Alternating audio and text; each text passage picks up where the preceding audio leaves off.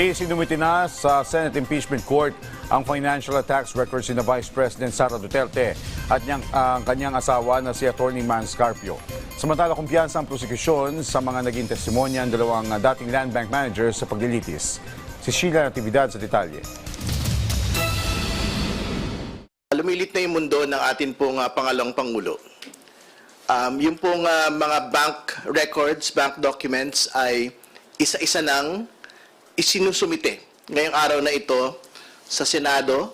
Yan ang pahayag ni House Prosecutor at Bicol Saro Party List Representative Terry Ridon matapos ang pagsusumite sa Senate Impeachment Court ng mga bank at tax records ni Vice President Sara Duterte at ng kanyang asawang si Atty. Mans Carpio. Ang paglalabas ng mga tax records ng mag-asawa, gayon din ang ilan nila umanong kamag-anak ay aprobado rin ni Pangulong Ferdinand R. Marcos Jr. sa pamamagitan ng Bureau of Internal Revenue batay sa pagkukumpirma ng Malacanang.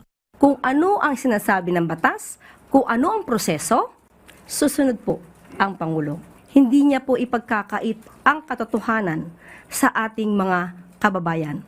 Giit ng palasyo, ang pagpayag ng Pangulo sa paglalabas ng mga dokumento ay hindi pamumulitika, kundi pagsunod lamang sa itinatakda ng batas. Matatanda ang pinayagan din ng Senate's Impeachment Court ang pagpapasabpinas sa mga piling financial records ng mag-asawang Duterte Carpio na posibleng gamiting ebidensya sa paglilitis. Kabilang sa mga pinayagang maipasabpina ang peso-dominated bank accounts, gayon din ang mga tax records ng 19 na korporasyon at isang partnership na may kaugnayan sa Carpio lawyer. Sa naging pasya ng impeachment court, nakapaglatag ang prosekusyon ng prima facie connection sa pagitan ni Vice President Duterte at ng 20 entities na nakasaad sa mga general information sheets at sa kanyang mga statement of assets, liabilities and net worth o SALN mula taong 2022 hanggang 2025. Umaabot din sa mahigit 6.7 billion pesos ang kabuuang halaga ng mga cash transaction ng mag-asawang Duterte Carpio kung saan naabot naman sa 4 na bilyon ang tinatayang cash inflows. Kumpiyansa naman ng House Prosecution Panel sa mga testimonya ng land bank managers na sina Nenita Camposano at Violeta Constantino hinggil sa umano'y unusual na mga transaksyon na may kinalaman sa Article 1 ng impeachment complaint na tumutukoy sa umano'y misuse of confidential funds ni VP Duterte noong kalihim pa siya ng Department of Education.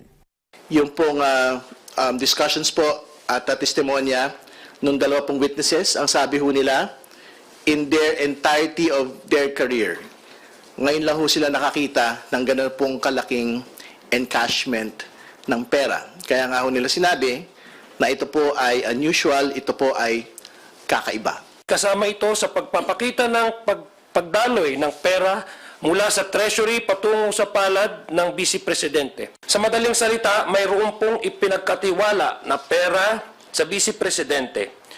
Ito ay nawaldas o mali ang paggamit at ang pagwaldas na iyon ay pagtalikod sa kanyang sinumpaang bilang public official. Ang tinuran din umano ni VP Duterte na kaya niyang mag-hire ng gunman sa halagang 5,000 piso lamang kung malaman niya mang may kabit ang kanyang asawa, diversionary tactics lamang ayon sa prosecution panel. Hindi rin umano nito kayang burahin ang daan-daang milyong pisong money trail kaugnay ng kanyang confidential funds. Sheila Natividad, para sa Bayan.